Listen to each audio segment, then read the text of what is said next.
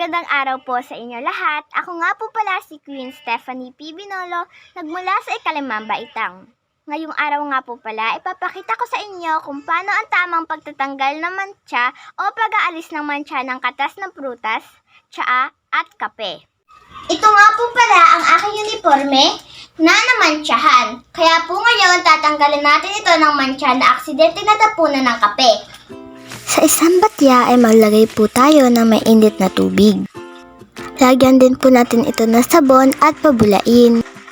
Pagkatapos ay ibabad po natin ito sa loob ng 2 hanggang 3 minuto. Pagkatapos ng ilang minuto, maaari natin itong kuskusin. Pagkatapos ay maaari natin itong banlawan at pigain ng maayos. Pagkatapos ko nga po pala maarisan ng mantsa ang aking uniforme, ito na po ang kanyang kinalabasan. Maraming salamat po sa panonood.